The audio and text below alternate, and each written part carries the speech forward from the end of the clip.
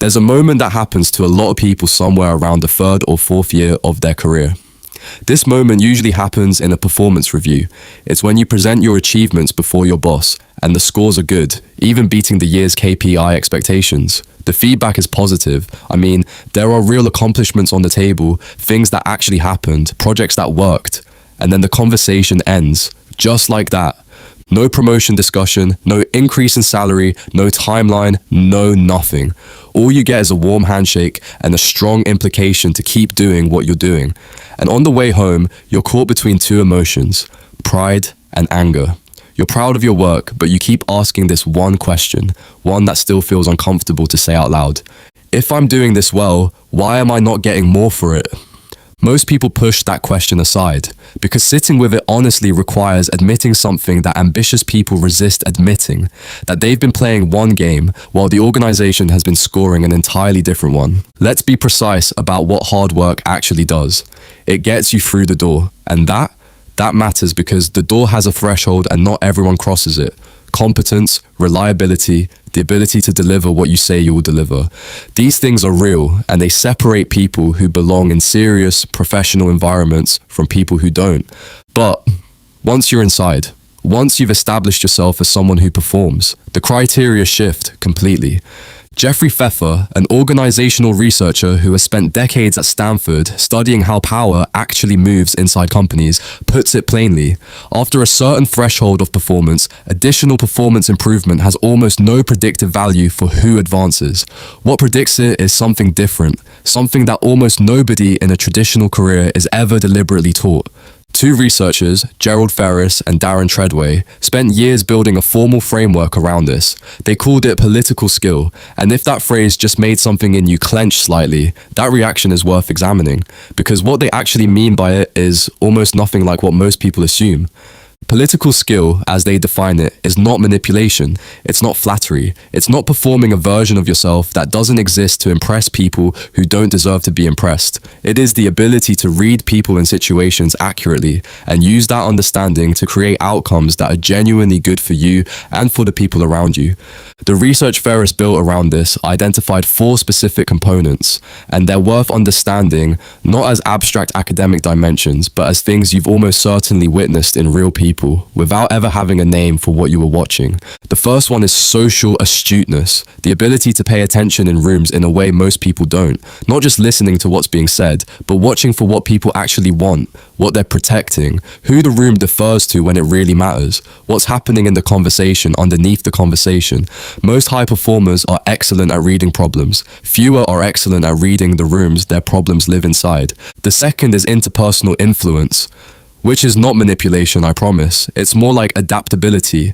It's about understanding that what works with one person at one moment won't work with every person at every moment, and adjusting your approach accordingly. The substance of who you are doesn't change.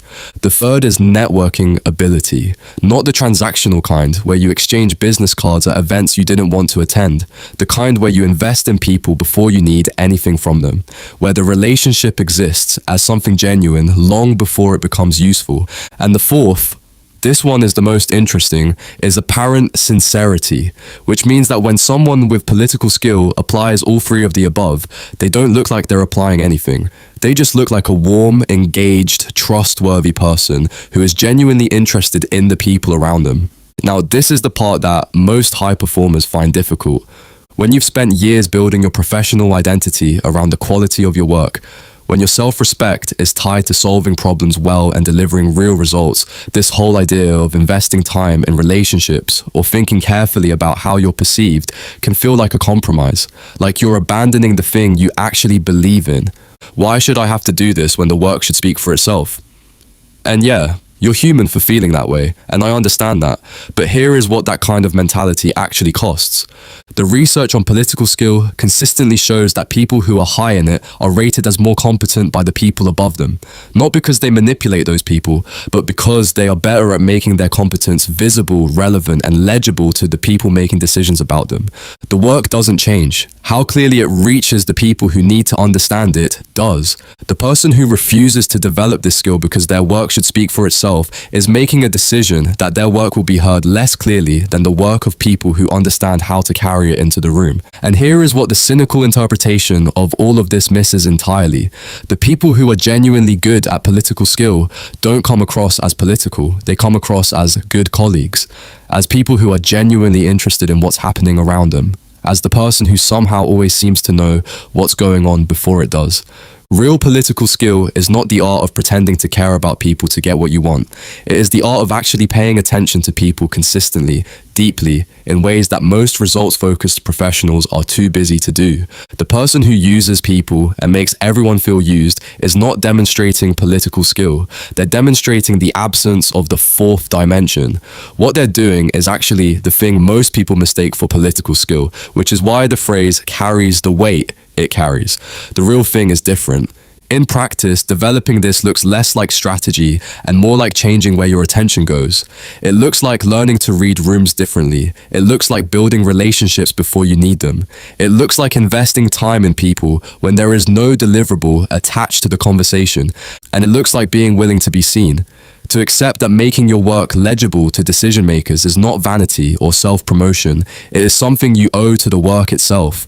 None of this replaces doing excellent work. Excellent work is still the entry fee. You still need to get through the door. But excellent work without this is a sound made in an empty room. And at some point, the sooner the better, it is worth deciding that the work you're doing is too good to let that happen to it. Subscribe to my channel if you found this helpful. I'll see you in the next one.